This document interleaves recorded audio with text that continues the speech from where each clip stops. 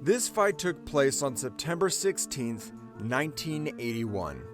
It was the fight for the title of the absolute world champion in the welterweight division between the holders of the two existing at that time belts.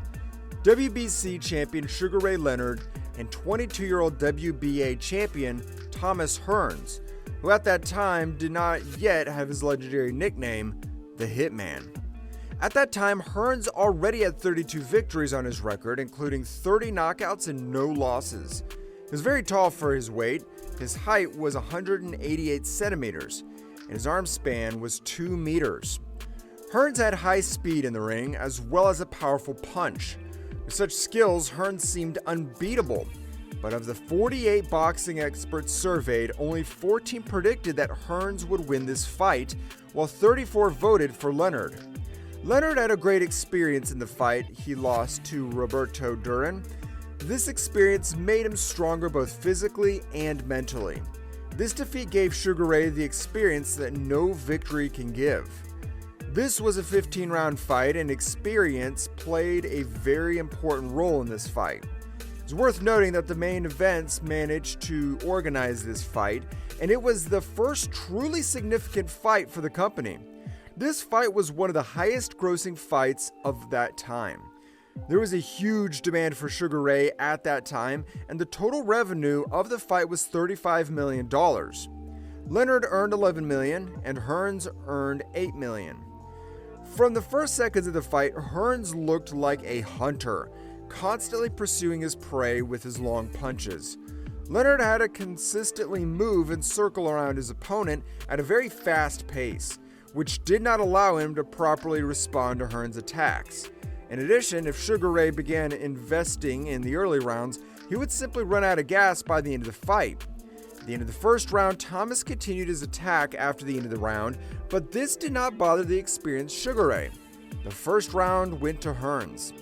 In the second round, Thomas continued to press his opponent, because Leonard was consistently moving around the ring, shifting the angle of the attack. Hearns couldn't hit him accurately with his right hand and attacked mostly with his left jab, which did not cause significant damage. So Leonard slowed the pace a bit and tried to bring Hearns closer to him to attack him from a comfortable distance, which he sometimes succeeded. Hearns began to add his right hand, but Leonard evaded most of the blows.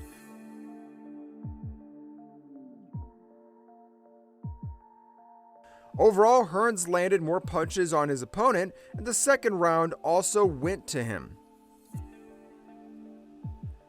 In the third round, Leonard decided to let his opponent get closer to him, where an exchange of punches took place.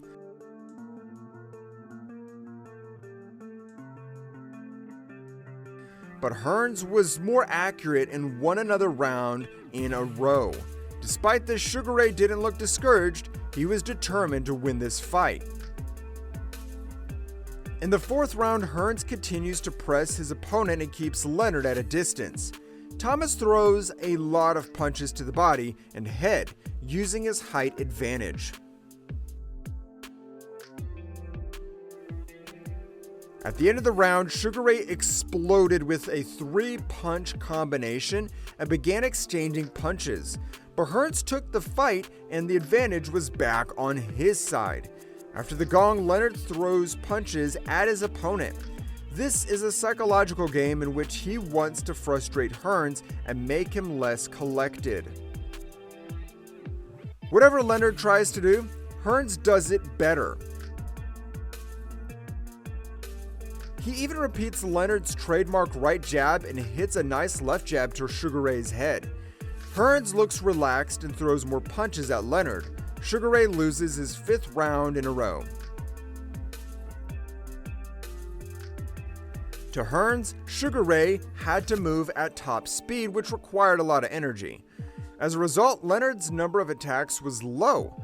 Hearns took great advantage of his height and arm length. He shot his opponent from a distance.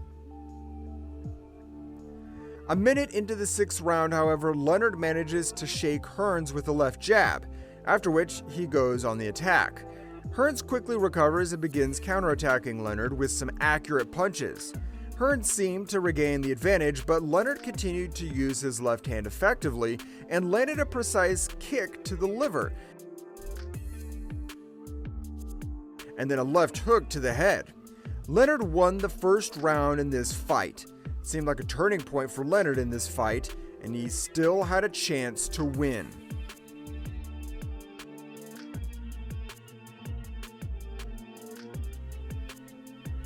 In the 7th round, Leonard begins to press his opponent and throws a lot of punches. Hearns looks like he didn't just win 5 out of 7 rounds. Sugar Ray wins round 7 with confidence.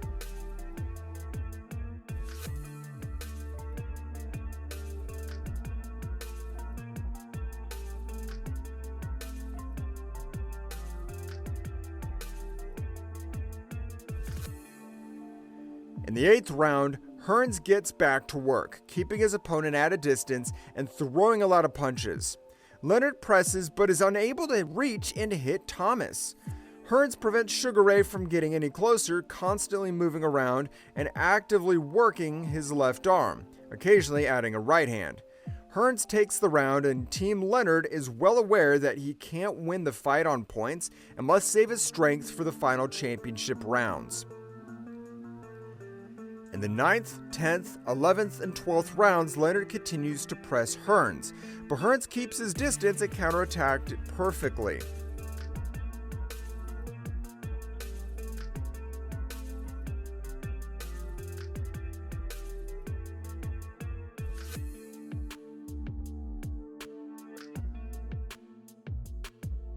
This went on until in the middle of the 13th round. In the middle of the 13th round, Leonard managed to shock his opponent with 2 quick punches. Sugar Ray then began throwing a lot of punches at his opponent, and eventually Hearns was out of the ring.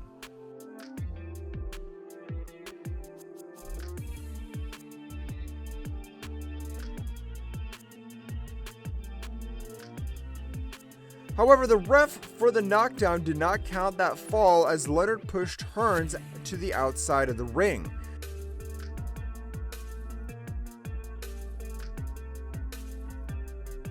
The rest of the round, Leonard tried to end the fight but could only knock him down. It was not enough to win, and Leonard was well aware of it.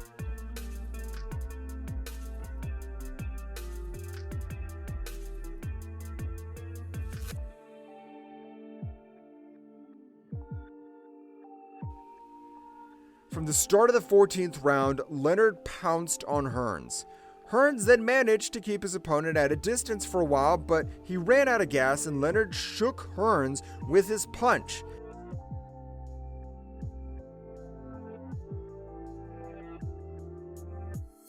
He was showing with all his appearance that Thomas had no escape. But this was the last chance for Sugar Ray to win this fight, and if he didn't manage to finish this fight now, he would have no other chance because he would give it all he had.